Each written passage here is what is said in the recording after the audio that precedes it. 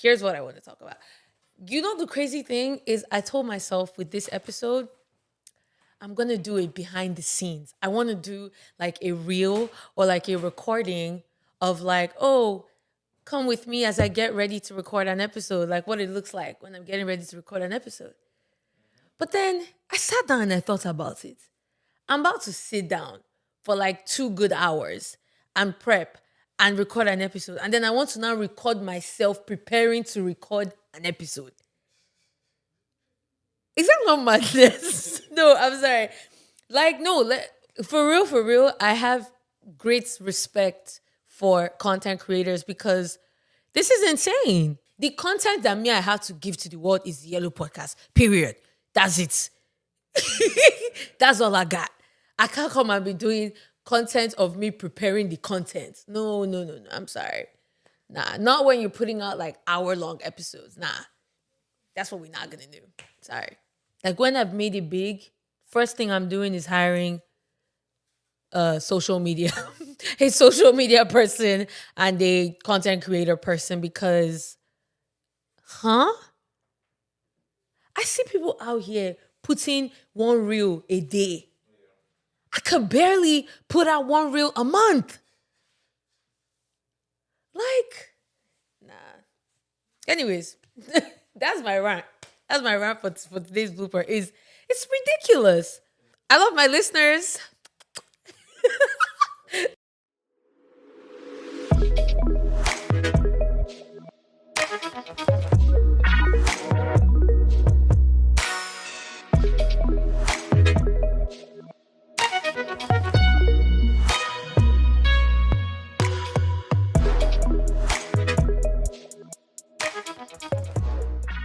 Hi, guys, and welcome back to another episode of the Yellow Podcast. It's your girl, EK, and I am here with the 10th and final episode for season 3. Y'all, like, this is episode 10. Like, we made it to episode 10, even though it took us like a year. But, I'm just so happy. Like, it feels so good to say that we are in episode 10 of season 3. We're wrapping it up, So this is the final episode for this season. So best believe this episode is about to be really good. Okay. It's about to be really good. Okay, we're getting into our, personal development and emotional intelligence topics like we usually do. The Yellow Podcast is all about bridging the gap between faith and our personal development and emotional intelligence. So today's topic is one that I feel is so necessary. We all need, like every single one of us. And it's such an important part of growing in your personal development, in your emotional intelligence, and also in your faith, in your relationship with the Lord, and in your relationships with other people. This topic is one that if you're listening to this, like don't disappear, okay? Don't X this video. Like actually listen to this because we are talking about communication today. Yeah, the C word, communication. And yeah, I say it's such an important topic because communication is literally it's a tool that we all need that helps us bridge gaps of misunderstandings, and it helps bring clarity in our relationships, and it helps foster intimacy. And so communication is a tool and it is a skill. Okay, emphasis on that. Communication is a skill. And so, like every other skill, communication is something that can be improved and worked on. Okay. So if you're listening to this and you're thinking like, yeah, I'm not a great communicator, this episode is for you. I'm about to share some good stuff that's about to just help you really understand what it looks like to be an effective communicator and how to walk, in that journey of just improving your skills of communication. And so, yeah, you know what I always say, like grab your pen, grab your journal, your paper, your notebook, whatever it is, get comfortable because, this is one that you're definitely going to need to jot some things down so that you can reflect and use it, okay, after the episode and actually just track your progress, track your growth. And also make sure to send this video to at least 5 people. Send this video to 5 friends, 5 frenemies, 5 strangers, 5 family members. It doesn't matter. Just send it to anybody that you believe can learn from this topic or from this video as we're talking about communication. So, without further ado, let's get into it. Episode 10 of season 3, we're talking about communication. So, specifically, what we're really going to be diving into today is how to be an effective communicator, especially when it comes to conflict communication.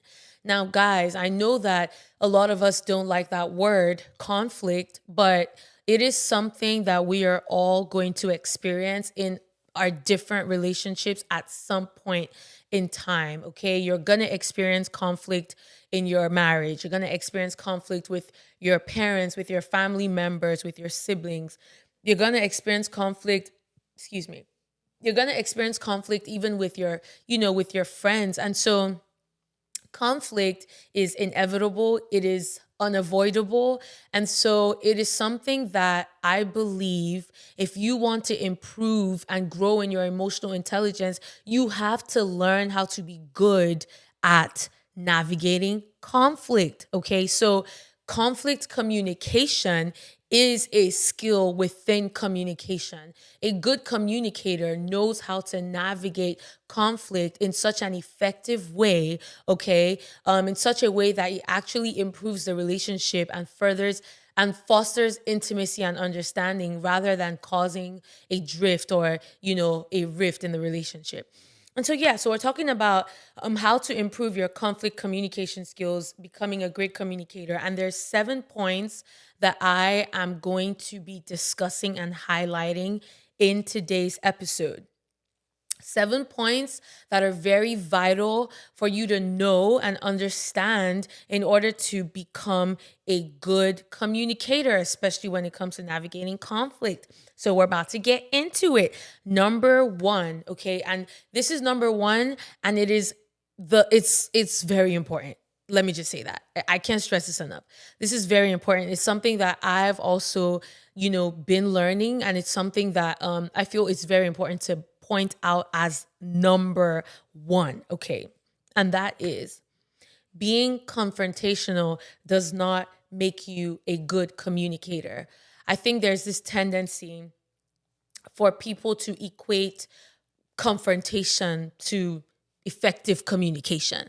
And so we hear stuff like that a lot where people are like, yeah, I don't hold back. I'm blunt. I say it as it is. Or yeah, I'm a very confrontational person. I confront situations. I'm confrontational. And people say these things almost in a bragging manner, almost as if that is a good thing to be, confrontational in that kind of way, almost like being confrontational makes you a good communicator. So I'm here to start this episode by debunking that myth. Okay. So being confrontational does not equal being a good communicator. Just because you're a confrontational person doesn't mean you're skilled at communication. And so now that we understand this, that confrontational does not equal effective communication, what then is effective communication? And so I want to share something that I learned from my dad many years ago. At this point, I feel like I'm always sharing something that I learned from my father, but he was a very wise man, okay? And so, yeah. Something very important that I learned from my dad many years ago, I was preparing for this job interview, and it was in the field of communications because that's the field that I'm in case you didn't know. And so I asked him, we were talking on the phone, and I asked him what makes a great communicator in case they ask me, because it was a strategic communications job, which is my field, right? Is being strategic with communications, right? So I'm like, what makes a strategic communicator? What makes a great and effective communicator? And he said one thing that till this day, I have not forgotten. I will never forget this. And I literally live by this because it's so important and it's so true. And so What my father basically said is that effective communication is actually when the desired outcome of the conversation is achieved for both parties. I'm going to emphasize that again. So, effective communication is actually when there is a goal or a desired outcome, right, in that conversation or communication. And the person or the parties going into that conversation are going in there to line up their words with their desired goal and outcome. In other words, in order to be a good and effective communicator, you have to first and foremost know, what is my goal? Like, what is your goal going into this conversation? So that's one thing you need to write that down. What is your goal going into this conversation? And then what is your desired outcome, right? Let's just say, for example, you're having a conflict with a friend. You guys are having friction. You guys are not on good terms. You guys need to address it to move forward. So if you're going to be an effective communicator, before even going into that conversation, you have to sit and ask yourself, okay, what is my goal? So let's say now in this case, your goal is reconciliation. You and your friend are not on good terms. You guys haven't been on good terms for a hot minute. So your goal going into the conversation is, you want to bring reconciliation and understanding. You want to understand where she's coming from, and you want her to understand where you're coming from. So your goal is repair, right? Your desired outcome is for there to be a repair and a restoration of the friendship. And so when you're able to outline your goal and your desired outcome, an effective communicator is someone who goes into that conversation making sure that that desired outcome and that goal is achieved on their end. Now, you may not be able to, influence or control how the other person chooses to respond or react, but you can definitely you have control over how you choose to respond and react. Okay, that's your choice. And so an effective communicator is someone who has their own personal goal and desired outcome in that conversation. And when they go into that conversation, they have that goal and outcome in mind, and they're communicating in such a way that aligns with their desired goal and outcome. So this is very important, because that being said, if your desired goal and outcome is repair, reconciliation, and restoration of this relationship, then are you going to go into that relationship, go into that conversation, and be unnecessarily confrontational? Of course not. That is not effective communication. So if you go into that conversation already starting off like, yeah, I'm just here to tell you how I feel. Like, yeah, like I say it as it is, and you're being blunt, and you're like, yeah, I'm a confrontational person. And what was that you did? What was the meaning of that? If you go into the conversation doing that, I want you to ask yourself, am I acting like someone who is trying to meet the desired outcome and goal that I have? Because if you go into that conversation in that kind of confrontational manner, it could actually cause an even greater rift and misunderstanding, because now the other person could possibly be feeling misunderstood and attacked, and they might actually resort to being defensive, in an attempt to defend themselves, or they might also get aggressive, and now you guys are having a back and forth. Now you leave the conversation and you're going to tell other people, yeah, I tried, I don't know what her problem is, I tried to talk to her, or I tried to talk to him, but it didn't work out. You need to be able to take accountability for where you might not have necessarily approached the conversation like someone who was actually seeking restoration and reconciliation. And I think this is such an important topic and excuse me, and such an important thing to note, because a lot of us do this. We find ourselves in this space. Like, I have found myself in this space many times. There are times where, whether it's with a friend or even with my husband or just in any relationship, where deep down my desired goal is, okay, we're kind of beefing. I want to sort this problem out, right? I want reconciliation. I want us to repair this and to just deepen our intimacy, right? And then maybe, so that's what I'm thinking in my head. That's what I want in my head. And then my actions on the outside don't match that same thing that I want in my head. And so maybe on the outside, I approach the conversation like, yeah, I just find it funny how, da, da, da, da. Or I approach the conversation like, can't believe you won't even apologize after what you did. Da, da, da. That's not approaching the conversation like someone who actually wants to restore, because now that could actually lead to more intensity. And now I'm leaving the conversation like, I don't know what their problem is. I tried to talk to them. So yeah, so that's my first number one point when it comes to being an effective communicator and improving your conflict communication skills, is that you have to be able to, one, highlight your desired goal and outcome going into this conversation, and then make sure that the words that are coming out of your mouth, make sure that your communication is actually in alignment with the goal and the desired outcome that you have for that relationship. And so it doesn't matter what that other person's desired goal or outcome is. What is yours? What is yours? And this is so important because I don't know if I don't know if any of you can relate to this, but speaking for myself. So I've noticed that even with myself, like when it is a relationship that I deeply care about, like let's say I don't know, like maybe like my sister or like my husband, like relationships where I actually care about and I want to sustain this relationship, or maybe it's a really good friend.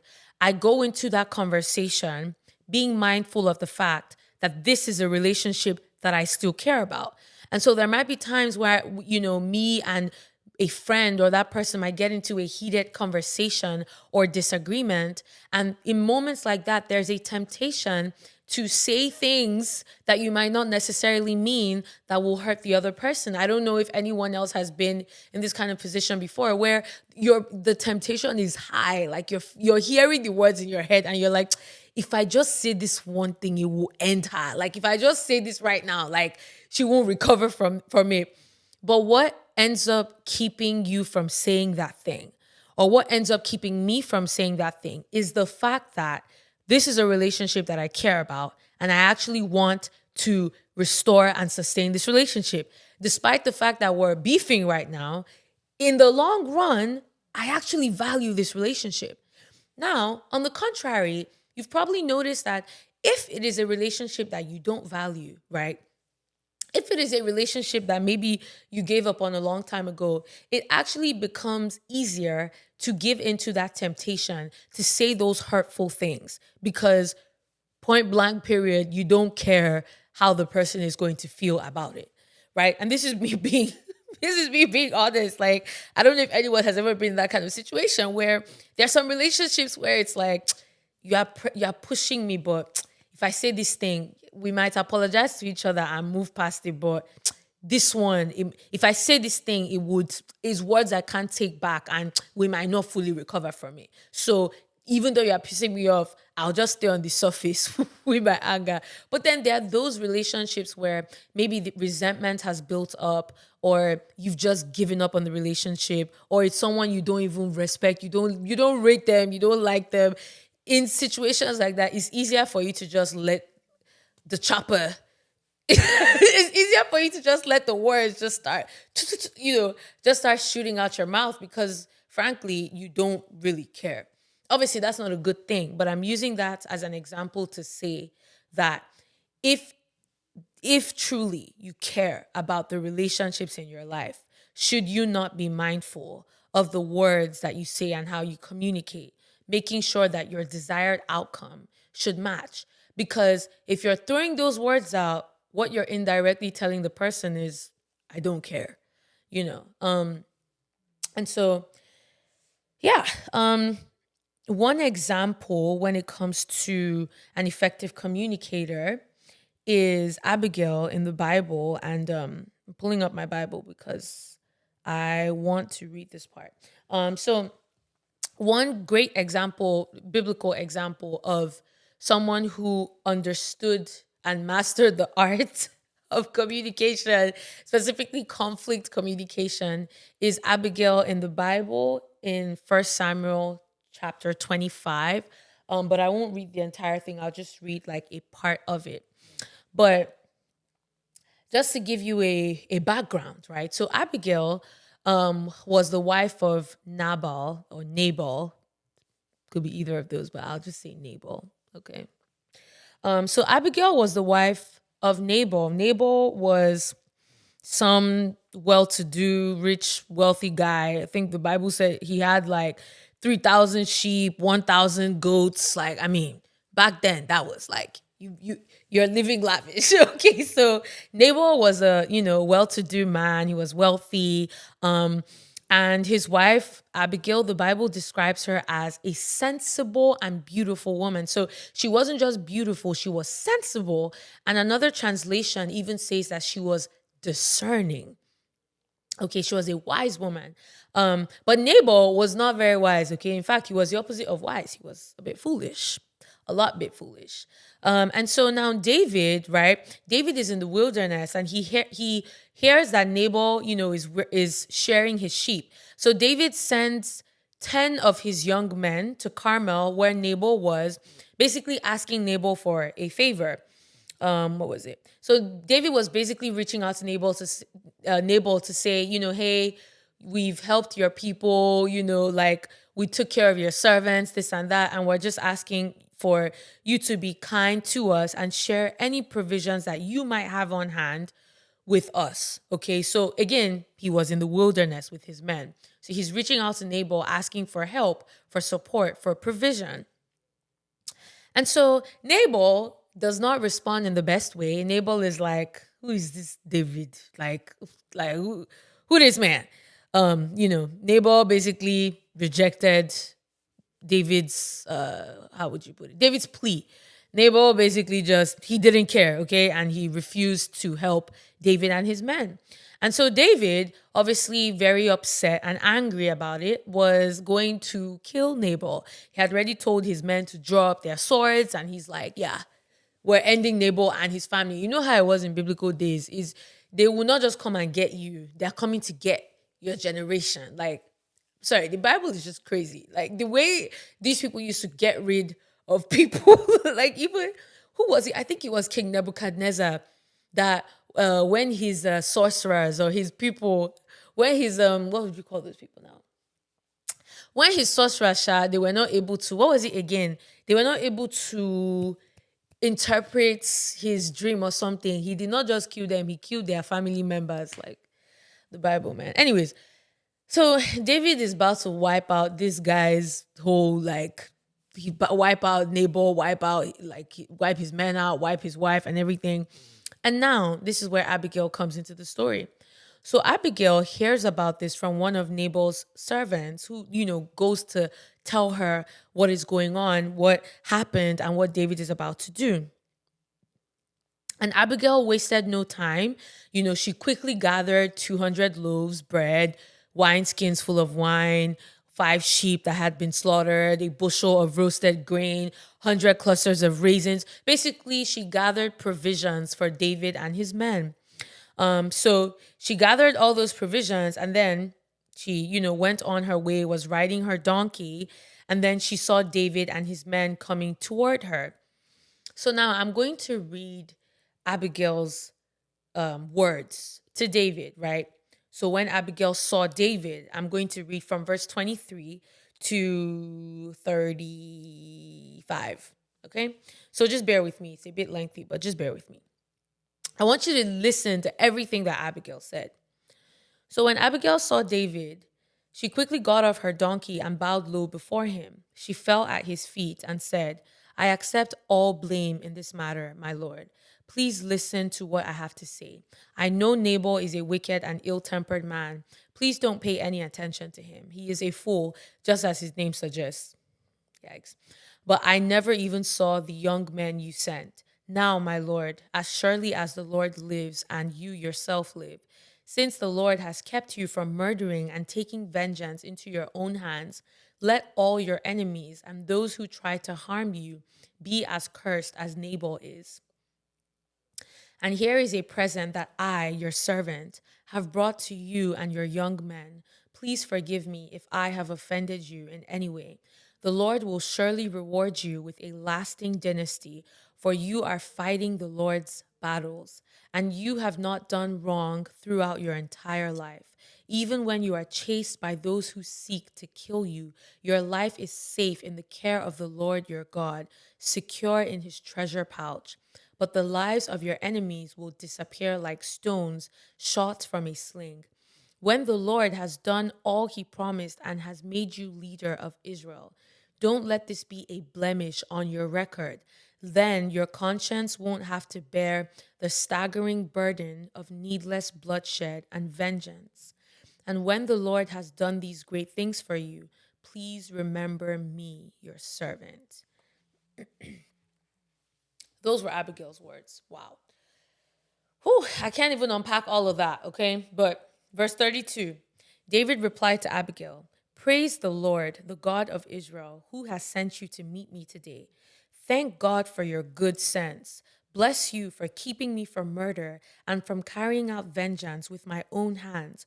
For I swear by the Lord, the God of Israel, who has kept me from hurting you, that if you had not hurried out to meet me, not one of Nabal's men would still be alive tomorrow morning." Then David accepted her present and told her, "Return home in peace. I have heard what you said. We will not kill your husband." This is so powerful, right?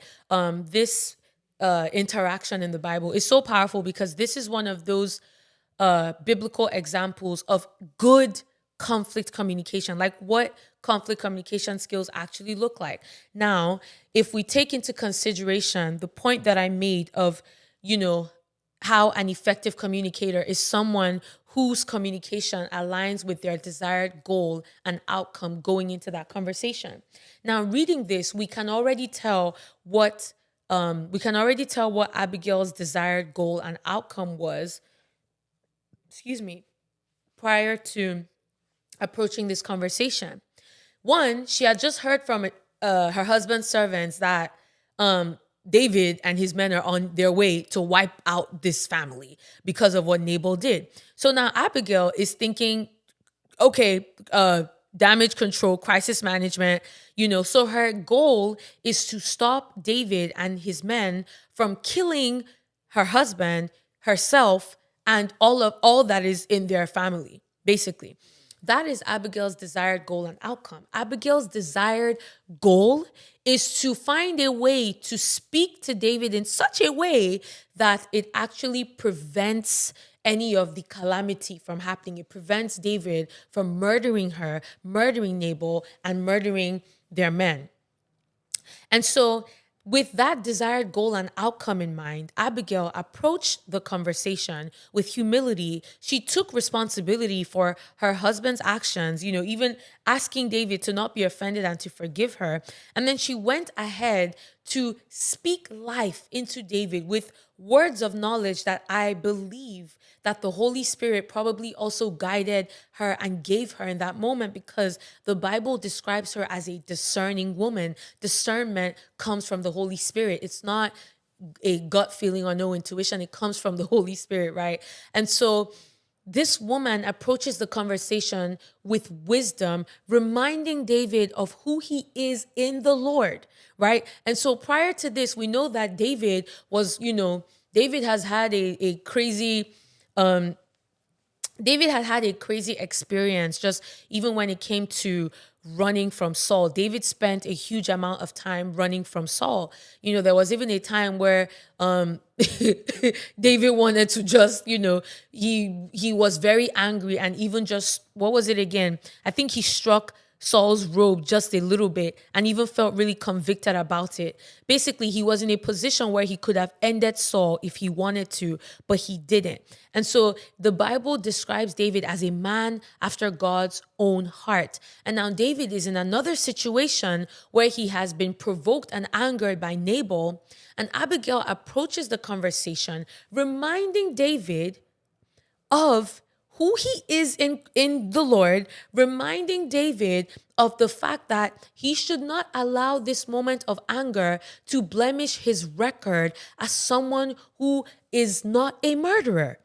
Okay, so she did not just go into the conversation with her own desired goal and outcome. She went into the conversation basically reasoning with David to say, hey, this is not just about me coming here to prevent you from killing me. Let me also just encourage you to continue walking with the Lord in the way that you have been, and don't let this moment of anger to cause you to stain your record and good standing with the Lord by committing murder.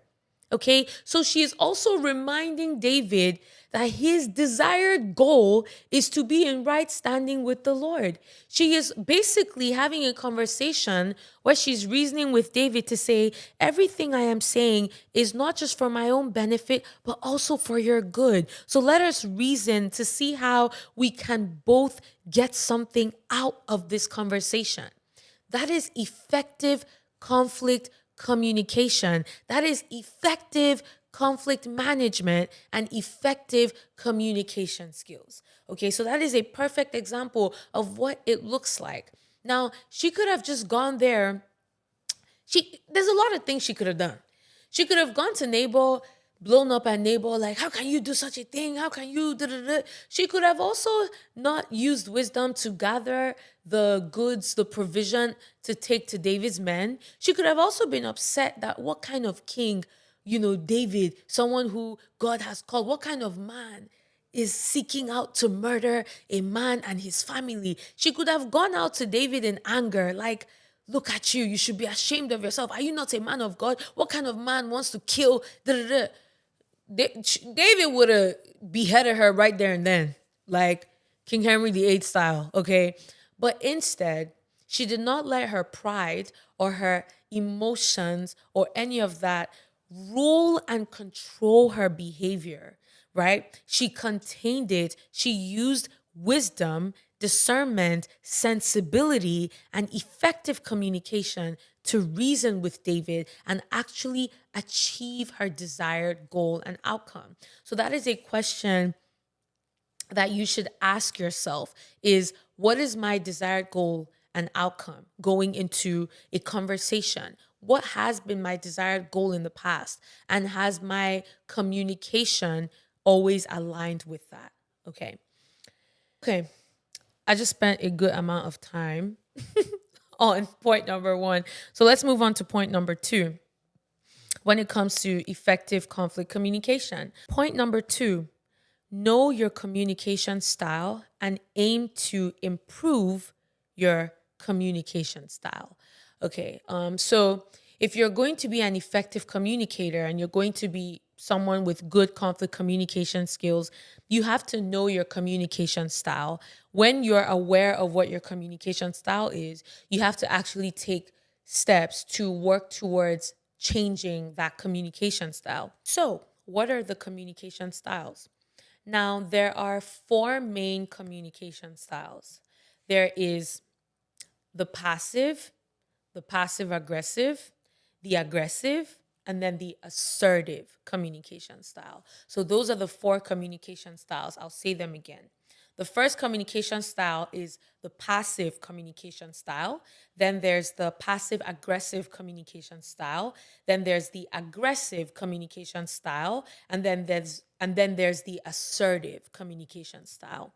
Now, obviously, the assertive communication style is the best one, and it is basically our goal, right? When it comes to improving your communication, right? Your goal should be to get to an assertive point, right? To become someone who communicates in an assertive style.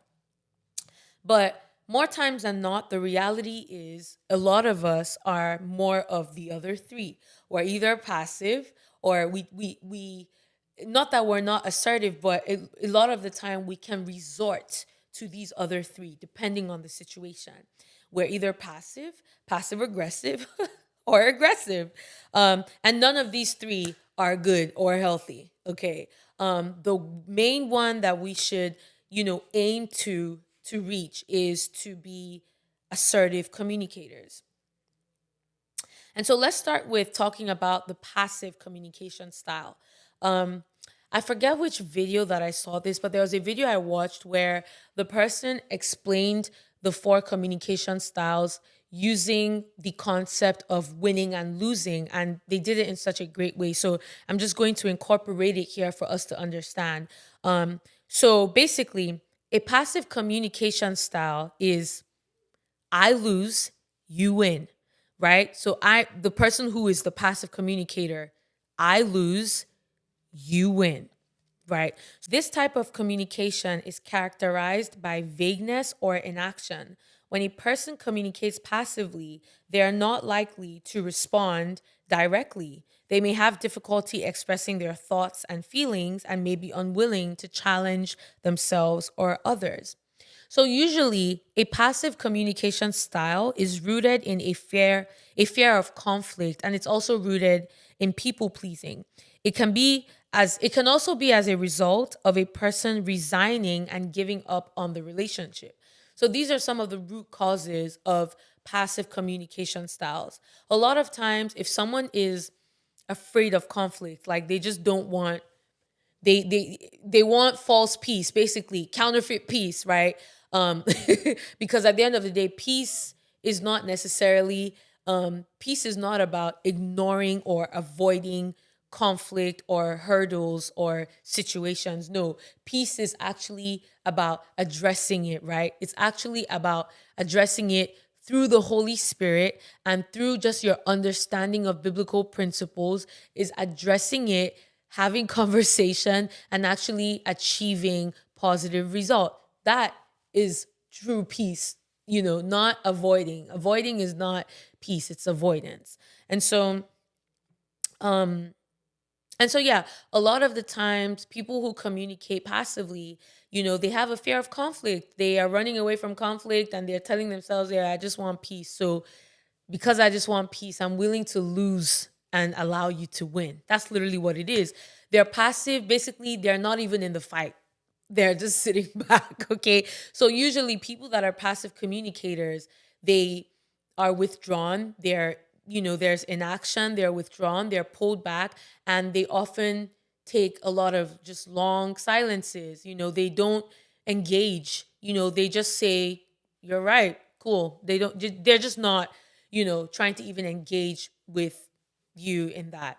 And so that is a passive communication style. It is I lose, you win.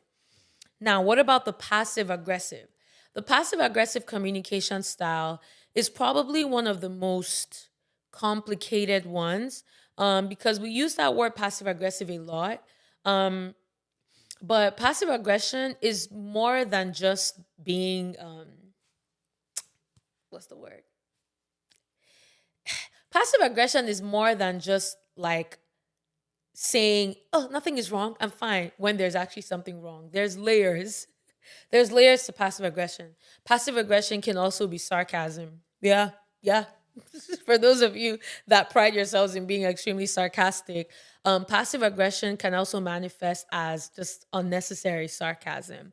Um, and so passive aggressive communication style is basically I lose, you lose. So you see the difference. A passive style is I lose, you win. But a passive aggressive style is I lose, you lose. There's no winner in this situation.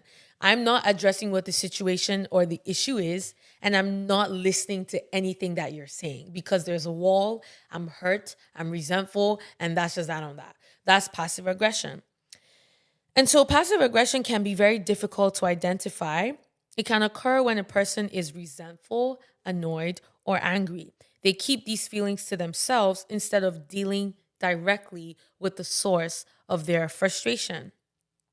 And so, passive aggression can happen, yeah, when someone is resentful, but it can also happen when someone is just annoyed and angry and they don't know how to communicate that anger or frustration, or maybe they are scared of communicating it because they're scared of having their feelings invalidated, Or maybe they're invalidating their own feelings by telling themselves it's not actually a big deal. It's fine. It's not a big deal. It's fine.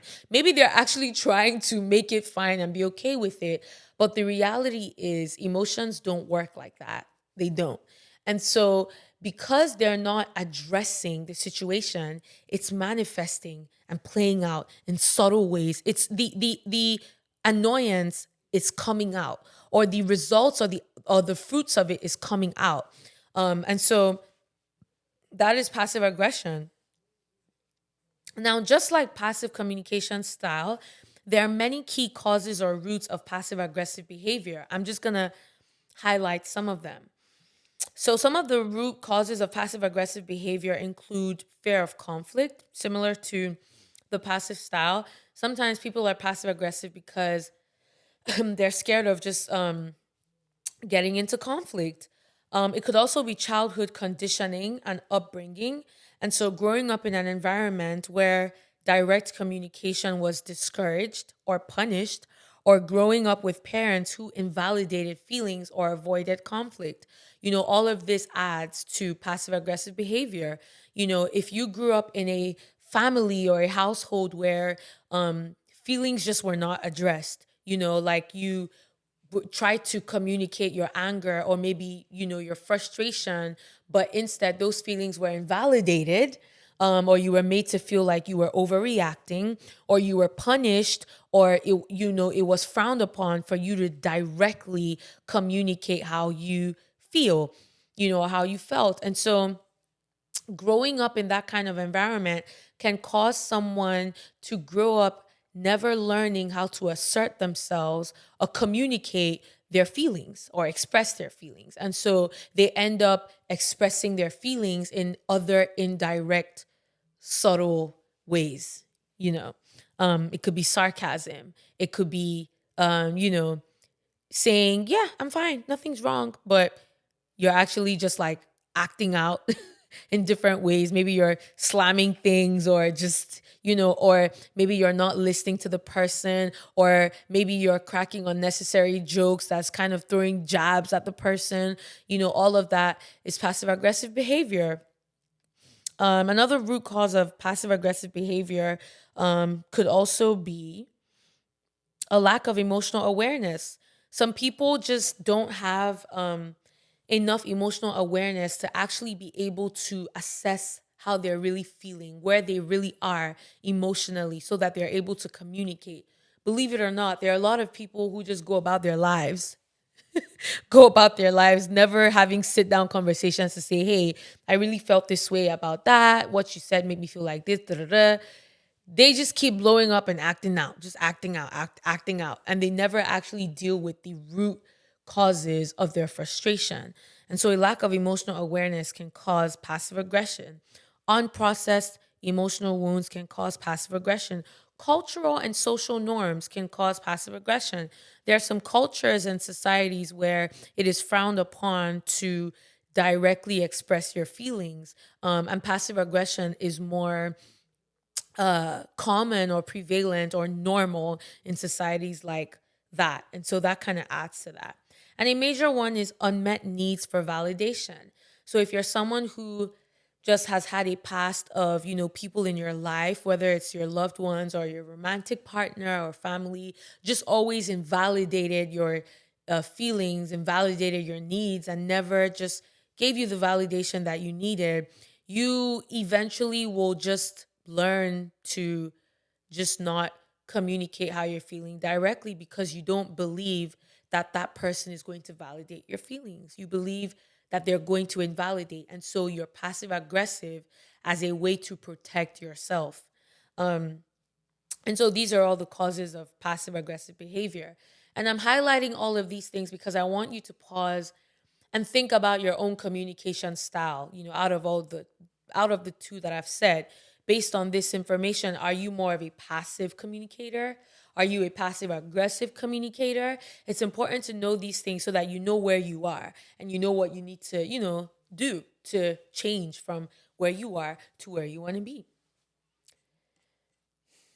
And then the third communication style is the aggressive communication style. So this one is I win, you lose. So it's the opposite of passive. Passive is I lose, you lose. No, passive is I lose, you win. Sorry. Passive aggressive is I lose, you lose.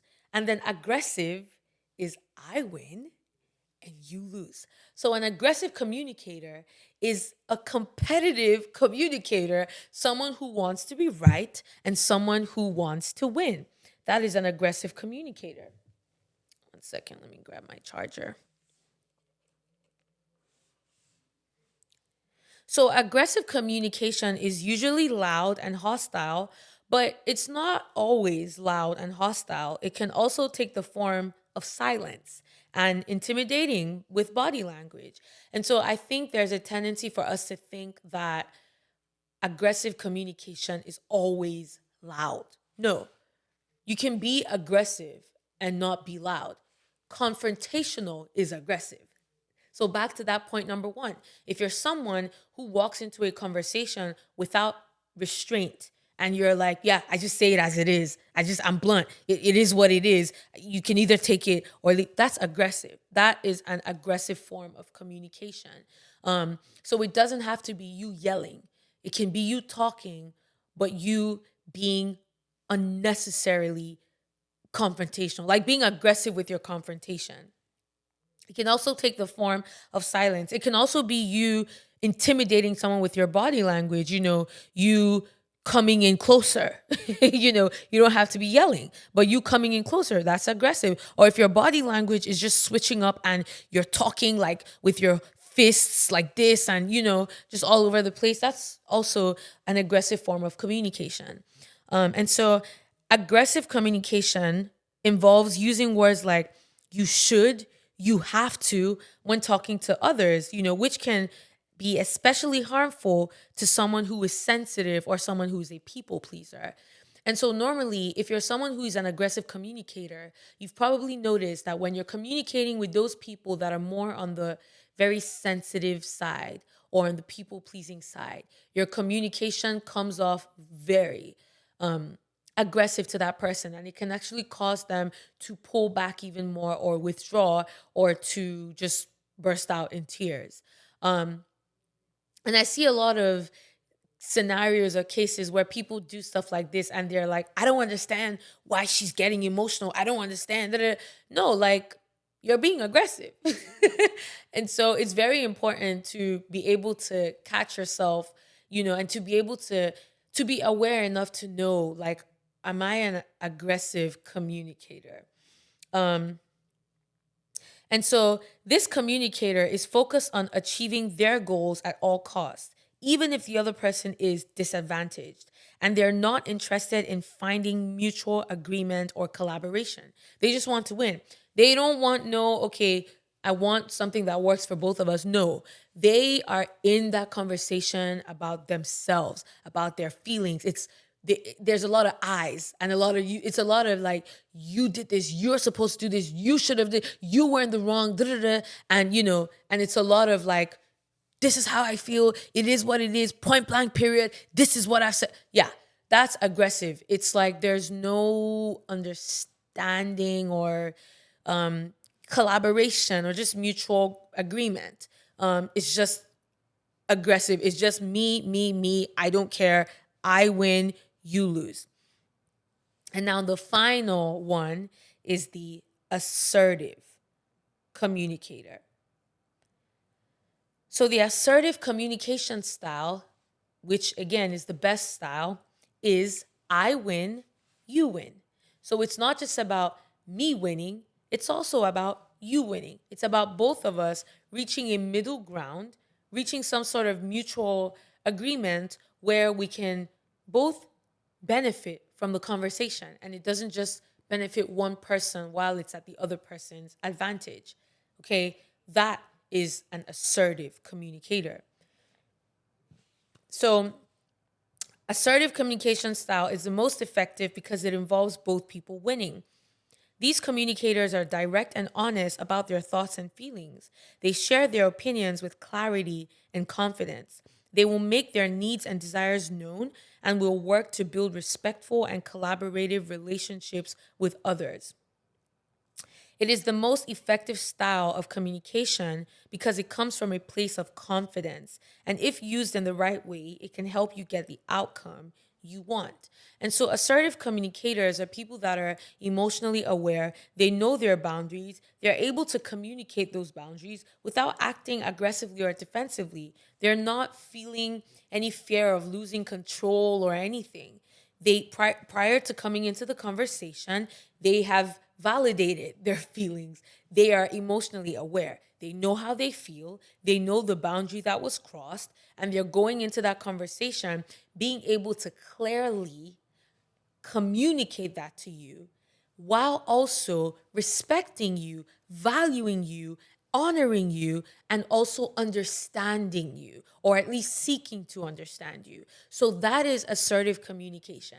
And that is where we all should be striving to get to be assertive communicators. And so, in order to be an assertive communicator, you have to, again, use these skills that I'm mentioning throughout this episode, which includes knowing your desired goal and outcome prior to entering that conversation and making sure your communication aligns with that. Okay, so that is an assertive communicator. Both parties can ask each other questions and actively listen to their responses.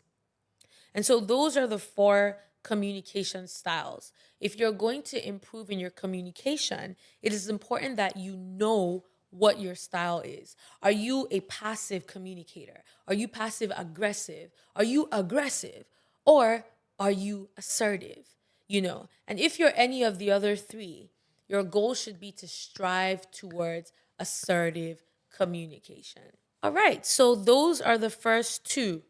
Knowing the difference between confrontational and being an effective communicator, being able to know your desired goal and outcome prior to entering that conversation, aligning your communication with that desired goal, and then knowing your communication style and seeking to improve that communication style so that you can be more of an assertive communicator.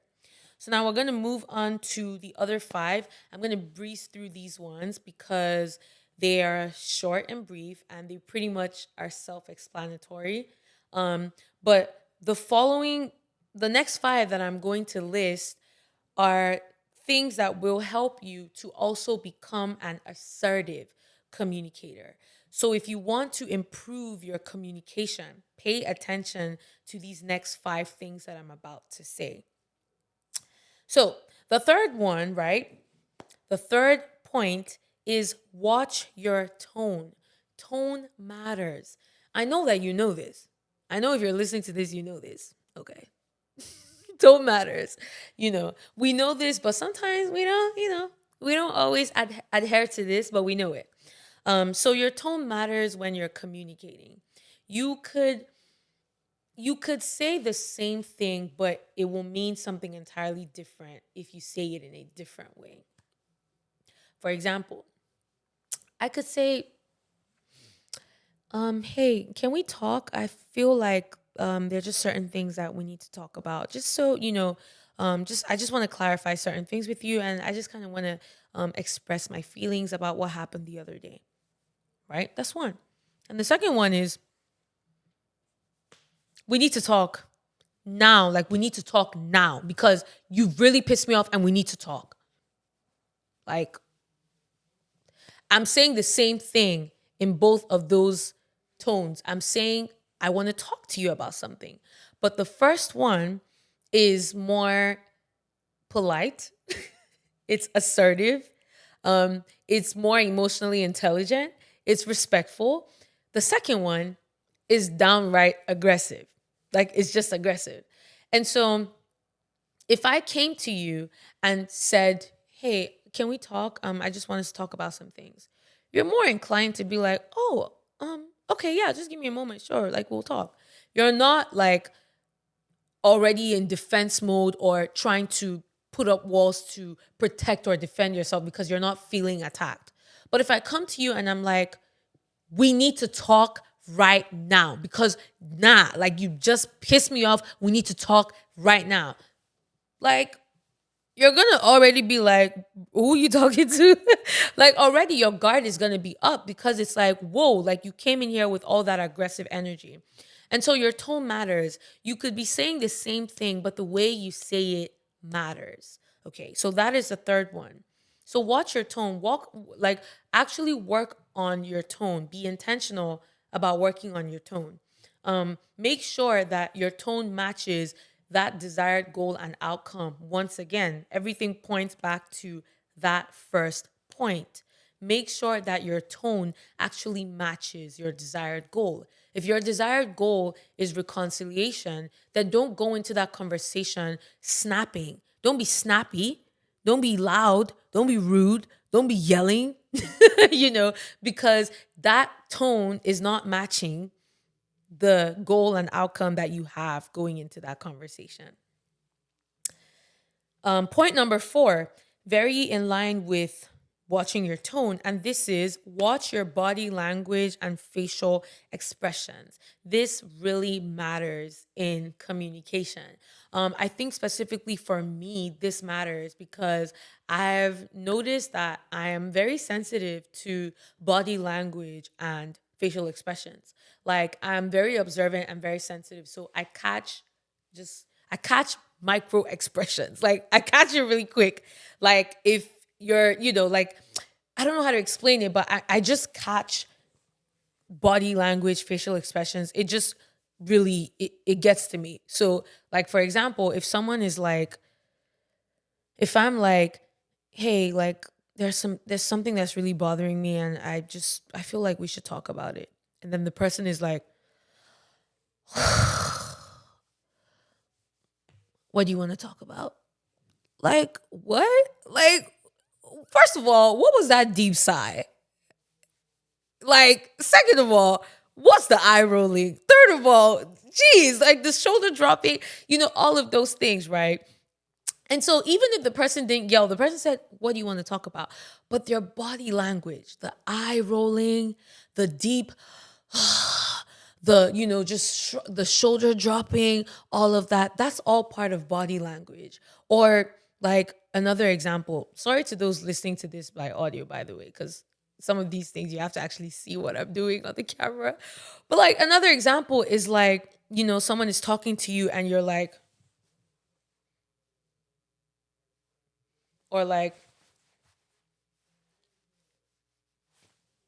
folding your arms, looking away, turning the other way. Maybe the person is sitting this way and you're turning the opposite direction, looking away, like, or just doing this, like, all of that matters, okay? Your tone matters. Your facial expressions also matter, okay? Your facial expressions matter. Your body language matters, okay? The crazy thing is, even though I'm sensitive to those things, I also fall into the same trap from time to time because I'm a very facially expressive person. It's very hard for me to not show how I feel like on my face. If I'm irritated, you will know. Like you will know in 5 seconds because you will know from the look on my face. And so I would say that is even one that I've really been like I'm very intentional about working on. Like I'm working on my face because I've been in conversations where I'm not even saying anything.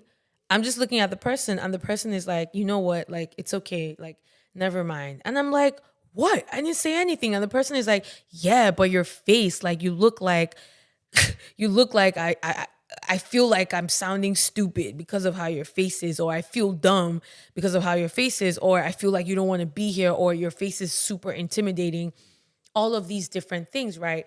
And so that was something that I had to actually think about, like, whoa, if one or two people or three or four people that are close to me are saying this, that girl, your face, like, EK, watch your face, then it's something that I need to be intentional about. And so even as I'm listing all of these things, you need to also be thinking like, oh, okay, yeah, that's definitely me. Like it's everything shows on my face. Everything I'm feeling in here, it shows right here, And so that's something that you want to be intentional about is to watch your face, right? Now you can't watch your face, but you can catch yourself, right?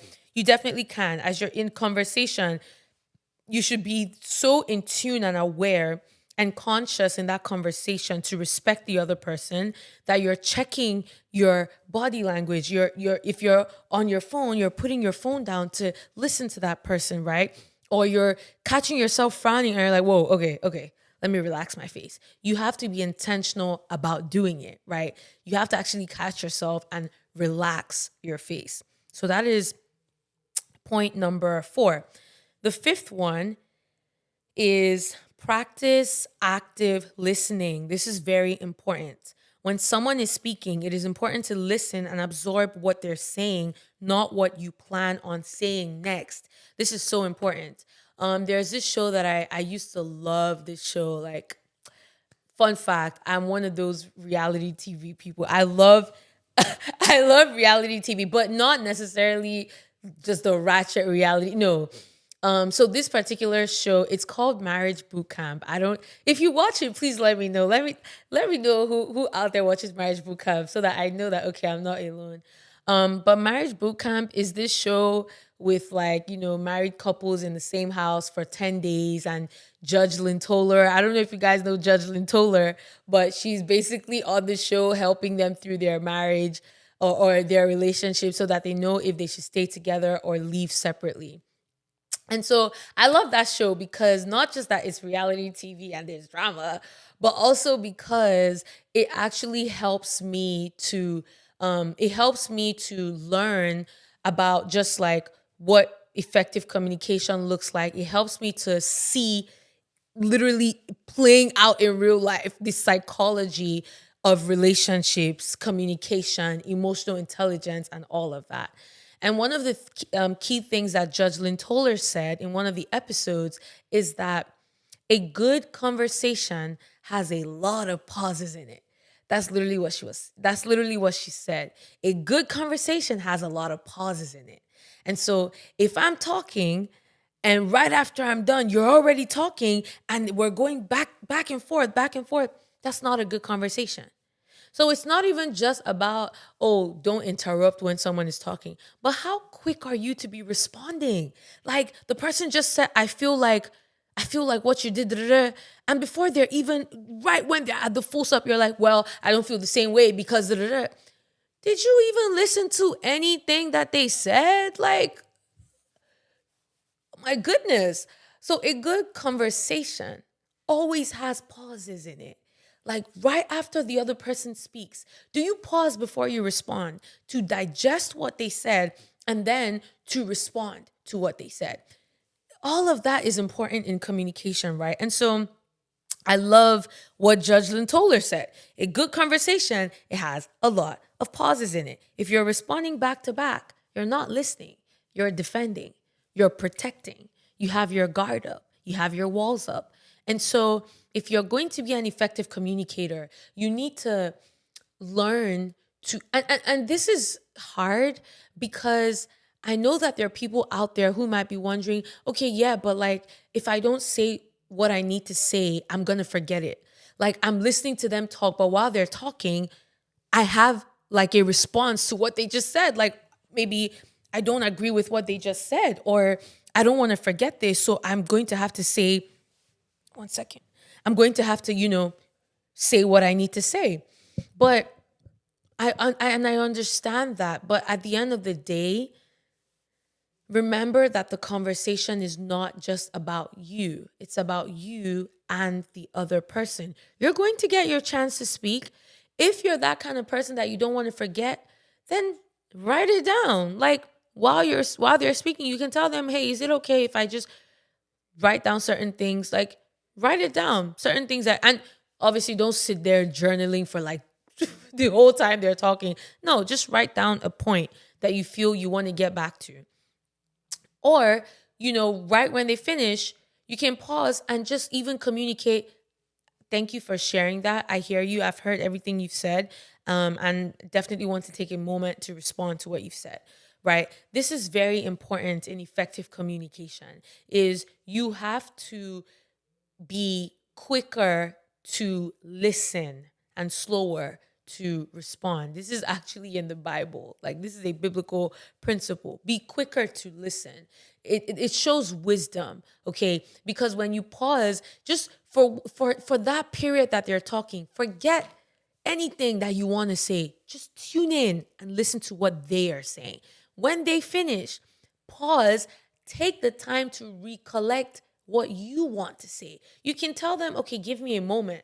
I need a moment to gather my thoughts. You're still going to eventually know what you need to say. And you know, the beautiful thing about this is sometimes it's actually a good thing for you to forget what you wanted to say, because maybe that thing you wanted to say was a quick response or reaction to what that person already said.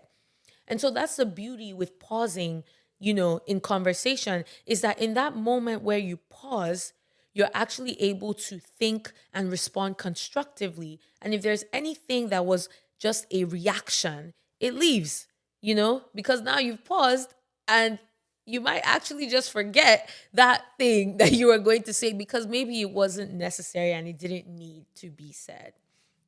So that is point number 5. We have two more, y'all, two more. The second one, the sixth one and the seventh one are still in line with practicing active listening. They're actually like sub points because I would consider them a part of active listening. So point number 6 is summarize and confirm. This is very important with effective communication and conflict communication. After the person is finished speaking, it is important to summarize what you've heard in order to make sure that you both understand each other. This is very important. And it also makes the other person feel like they are valued in the conversation and that you're truly trying to understand them. And so, what does this look like? This looks like when it's the other person's turn to speak, you listen to them speak. When they're done speaking, you can say, okay, so from what you've said, what I am hearing is, then you can say what it is that you're hearing. And then you can tell them, is this correct? Like, correct me if I'm wrong. Based off of what you said, I'm gathering this information. Or what I'm hearing is that you didn't like this and that, and you felt that it made you da-da-da. Is that in line with what you were saying? You see that? That's you relaying back to them, like, okay, I've heard everything you've said. Just to confirm, this and this and this was your issue. This is what you're saying. And then the other person is like, yeah, exactly. That's it. Thank you. Now that you understand what they meant to say, you can then respond. And the good thing about being able to summarize and confirm is that it reduces misunderstandings and it improves clarity. And so, if let's say they said something and you interpreted it in the wrong way, or you received it in the wrong way, or it wasn't clear, if your response is based off of that thing that wasn't clear, now there's a misunderstanding because your response is based off of something that might not necessarily have been what they were saying. And so when you summarize and confirm, the person is able to confirm with you that, oh yeah, that's what I said. Yeah, thank you. So it's very important to summarize and confirm. This is what an effective communicator does. And the last one, the seventh one that is also in line with this, is ask questions. Ask questions to understand the other person in the conversation and to gain clarity. So this is still pointing to clarity and active listening. Ask questions. One of my favorite things about Jesus in the Bible throughout his ministry is that Jesus always asked the right questions. He just knew how to ask questions. Like, I honestly believe it's a gift, like, for people to be able to do that. Like, Jesus knew how to ask questions, Even with this woman at the well, he asked the right questions. Even sometimes when the Pharisees and Sadducees wanted to try him, sometimes he wouldn't just respond. He would ask them a question that would actually cause them to think, right? And he did the same thing with his disciples. He would ask them questions. And so an effective communicator needs to know how to ask the right questions. Ask people questions, right? Don't just speak, speak, speak, speak. Ask the person questions. And this will also require, again, active listening. Listen to what they're saying, and as you're gathering information, you're then forming questions that you want to ask. It just flows naturally based off of what they're saying. If there's anything you need clarity in, you ask. Or if you feel like there's anything that they are not understanding about what you're saying, ask them questions so that it can help also get them to the answers and solutions that you're looking for. So, asking questions is very important when it comes to being an effective communicator. So learn to get out of your comfort zone and ask people questions, especially in conversation where there's conflict or there's friction or some sort of misunderstanding. Ask questions to gain clarity. Okay? Practice active listening. Summarize and confirm. Summarize what they've said and confirm with them, is this what you were meaning to say? Did I get it wrong? Right? Know your communication style. Are you passive? Are you passive aggressive, or are you aggressive? And then work towards becoming an assertive communicator by practicing all the other things listed in this episode, okay?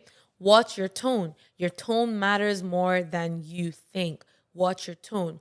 Watch your facial expressions and body language. You can't continue using the excuse of, yeah, that's just how I am. That's just how I am. I'm just, no, it's something you can work on. Absolutely. It's something I'm working on. It's something you can work on.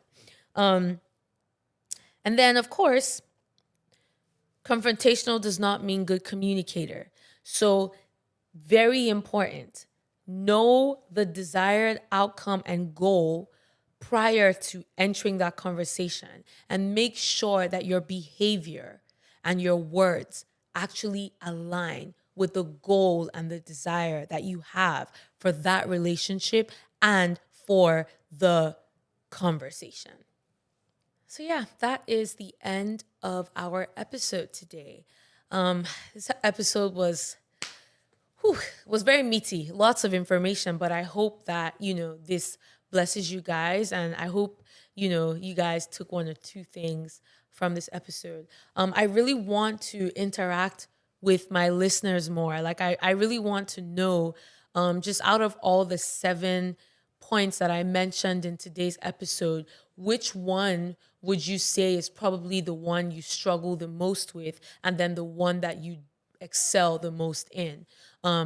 So whether it's matching your desired goal and outcome to your communication or the conversation, or whether it's your tone or your body language and facial expressions, or pausing during conversation and being an active listener, or knowing your communication style and not being a passive aggressive or aggressive communicator. Of all the 7 points that were listed in today's episode, I would love to know which of these points are the ones that, which of these points are the ones that you struggle the most with, and which of them are the ones that you're like, oh yeah, I know that one. That's one that I'm currently working on. So let me know in the comments. Let me know. I would love to know. I'd love to engage with y'all. And that is a wrap for today's episode. And that is also a wrap for season 3 of the Yellow Podcast. Cue in applause. Cue in applause. Yeah. Whew, y'all, I can't believe we're finally at the end of this season. Wow. So there are a few things that I want to say before I close out. I want to say that this has been a journey. This has been a journey of just amazing episodes. I mean, 10 meaty, wholesome episodes, 4 of which were with amazing guests. I just even want to just shout out my guests that have come on to my couch, that have come to my couch and come onto my platform in this season.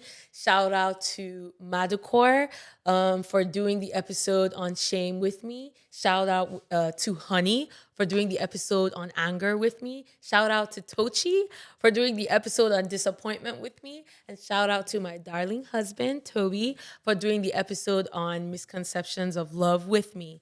Shout out to all my listeners. Shout out to all of you guys that have actually listened to every single episode, okay? Shout out to you guys. Like, thank you so much for riding with me from episode 1 to episode 10. This season was just very important to me because it's our first season on YouTube.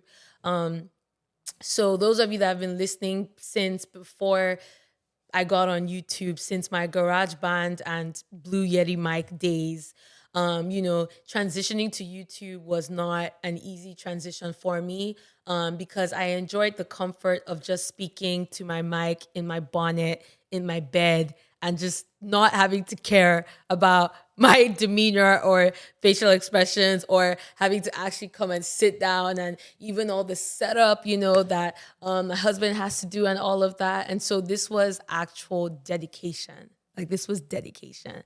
So yeah, thank you guys. Make sure you follow the Yellow Podcast on Instagram at the Yellow Podcast. Even though we're done with season 3, it doesn't mean that we're disappearing. I definitely I want to try and attempt to put out more content on social media, like, just short reels and all of that, while we take a break from our lengthy, meaty episodes, which is also another important thing I wanted to mention is after this episode, I will be going on a little bit of a break, so that I can just rest and recuperate, and also just plan for the next season 4, which is gonna be, y'all just get ready for season 4. You guys are not ready. Like, you guys are not ready for season 4. Like, trust me, I need this break because I need to plan and prepare for the season to come. Okay, so I'm really excited. And also, I have like really exciting, guys. Like, I have something so exciting in the works. Like, oh my God.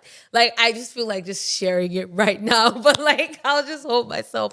But I have something super exciting and amazing in the works, and I cannot wait to share it with you guys.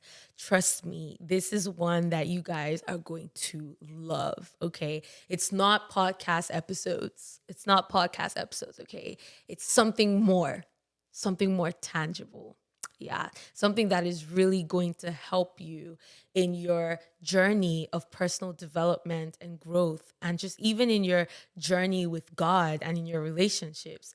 And so this is something I've been working on. I've been developing for months, okay, for a long time, and it's finally coming. So I'm so excited. I can't wait to be able to share it with you guys. If you want to know what this exciting news is, if you want to be one of the first people, okay, to know what this exciting news is, then you know what you're going to do for me?